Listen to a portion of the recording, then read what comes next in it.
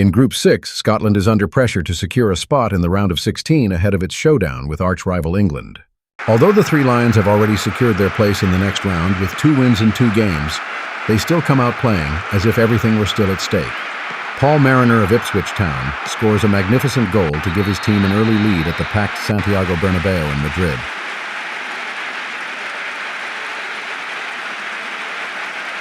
The English team came out determined to send the Scots home, and were already celebrating their second goal less than 10 minutes in. Goalkeeper Alan Ruff, who had already made a costly mistake against Honduras, was once again trusted by manager Jock Stein and let a shot from Capo, one that should have been saved, slip through. After 15 minutes, the game seemed to be all but over for Scotland, and a historic humiliation loomed when Trevor Francis of Manchester City scored to make it 3-0. The English fans in Madrid gave free rein to their joy and mockery of their arch-rivals. But feeling confident of victory, the English team grew complacent and were caught off guard by the Scots. Alan Brazil had a clear run at the goal, but was denied by goalkeeper Shilton. However, Kenny Dalglish of Liverpool FC was on hand to score the goal. Less than 5 minutes later, John Wark, another Ipswich Town player, scored, suddenly cutting the deficit to just 1 goal. The early 3-goal lead didn't seem to have done the English team any favors, and so Alan Brazil was able to score the equalizer. The spectators in Madrid were witnessing a historic match, and it was far from over. Only a win would do for Scotland, so they pressed hard for the lead in the second half, but Dalglish missed the big chance. Instead, it was Paul Mariner once again who broke through the Scottish defence and scored the 4-3 goal for the Three Lions. But Scotland still had enough time for another comeback. And sure enough, they managed to tie the game again. Left-back Frank Gray, who plays for Leeds United, joined the attack. Peter Shilton was able to block his shot at first, but the ball bounced back to Gray, who scored the final goal to make it 4-4. But would this result be enough to advance to the next round? In the other Group 6 match, Hungary beat Honduras 2-1. Milasi opened the scoring with a penalty kick in the 20th minute. In its first World Cup appearance, Honduras performed well in all 3 matches and managed to tie the game temporarily thanks to Betancourt. The best goal of the evening was scored by Hungary's right-back, Martos, who left goalkeeper Arzu with no chance with this magnificent long-range shot. England and Hungary have thus advanced to the round of 16, while Honduras has been eliminated. We'll find out at the end of the broadcast whether Scotland finished among the top 4 third-place teams. Here's a look at the Group 3 standings ahead of the final match day. In the final match of Group 3, Brazil and France, 2 of the strongest teams in the tournament, faced off, and the game lived up to all expectations.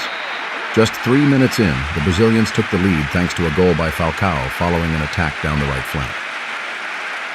However, the joy was short-lived, as Alain Giresse equalized for the French team just a few minutes later. It wasn't even the 10th minute before the fans at Camp Nou had already seen the 3rd goal. Atletico Madrid winger Dirceu cut inside from the right and scored with his powerful left foot. Both teams had 3 points each going into the match and had essentially already secured their place in the round of 16, so they engaged in an open, back-and-forth battle.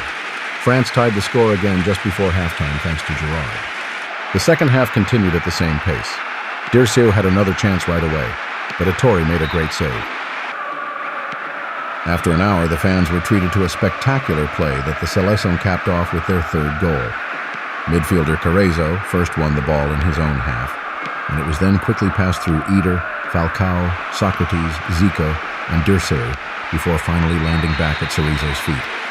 That's how beautiful football can be. The 4th goal was yet another display of the South Americans' skill. Left-winger Eder scored the final goal on an extremely entertaining evening in Barcelona. Brazil tops Group 3.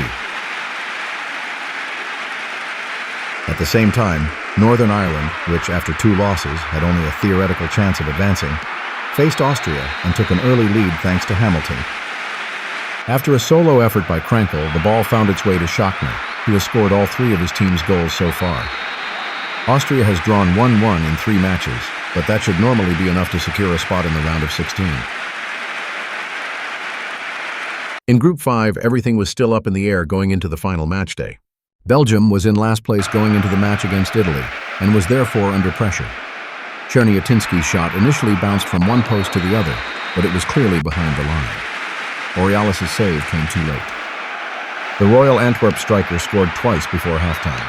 The Italian defense wasn't as solid as usual today.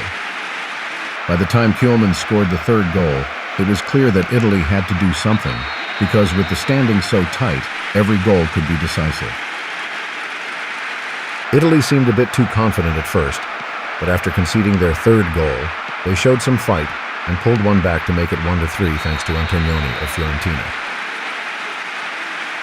Paolo Rossi finds Franco Selvaggi in a position that looks offside, but the linesman's flag stays down, and the Cagliari striker breaks through Belgium's defense to cut the lead to 2-3. But Belgium was the deserved winner that evening.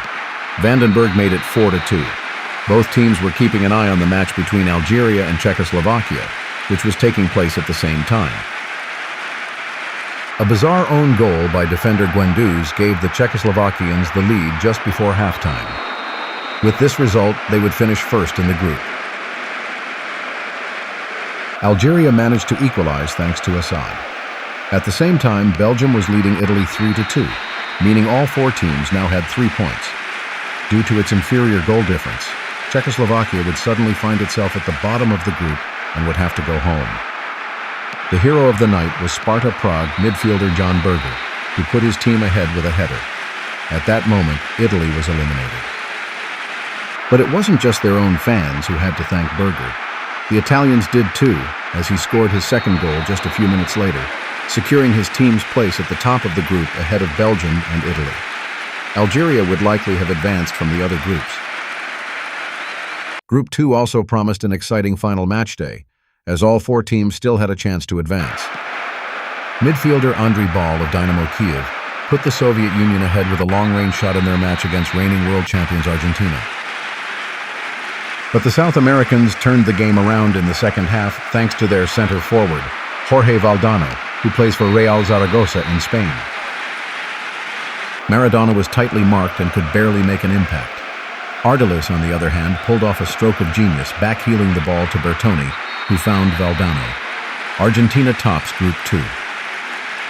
At the same time, Cameroon faced Kuwait and took the lead in the 25th minute, thanks to defensive midfielder Koundé. Just 3 minutes later, Al Jassim scored an unfortunate own goal. Cameroon was on the verge of advancing to the round of 16. Kuwait rallied after the break, and Abdullah Al-Balushi scored one of the most beautiful goals of the World Cup so far. But that was all they could manage. Argentina and Cameroon have advanced to the knockout stage, while the Soviet Union must now wait anxiously to see if they can qualify as one of the 4 best third-place teams. In Group 4, only West Germany had already secured a spot in the next round. Yugoslavia and El Salvador were battling for second place, while Peru had only a theoretical chance of advancing. To do that, they would have needed a clear victory over the Central Americans. But despite their clear dominance in the first half, they created few chances and were caught cold by a counterattack just before halftime. A brace from striker Ever Hernandez just before and after halftime sealed the big upset. El Salvador has earned its place in the next round. Peru is eliminated. Yugoslavia needed a win, but Sušić was denied by the strong German goalkeeper Toni Schumacher. West Germany was quite happy with the draw and almost won thanks to Breitner. Yugoslavia is on edge. In Group 1, Spain and Poland lived up to their status as favorites on the final match day as well. Against Chile, the host team was able to rest a few regular starters and still won thanks to a goal by midfielder Gallego. Poland and New Zealand played an entertaining match to close out Group 1. Bunkol opened the scoring in the 10th minute. 19-year-old forward Winton Rufer scored the equalizer for New Zealand after 15 minutes. The team had already been celebrating their first World Cup appearance as if it was a title win. However, following a cross from Grzegorz Lato, the top scorer of the 1974 World Cup, Poland immediately regained the lead through Smolarek. André Charmak of the French club Auxerre then made it 3-1 for the 1974 World Cup bronze medalists after half an hour. New Zealand closed the gap to 2-3 shortly after the restart thanks to Wooden's goal. Both teams played their part in a great game. But Poland struck back immediately. Charmak restored the 2-goal lead. The final score in Zaragoza was Poland 4, New Zealand 2. Finally, here are the final standings for the 6 groups and a look at what's next. Spain is the only team to have won all of its matches so far. For the Soviet Union and Chile, the 1982 World Cup ended after the group stage. The highlight of the round of 16 is likely to be the match between Argentina and Italy.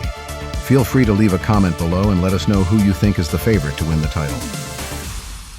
The knockout stage begins next week. Thanks so much for watching, and see you next time.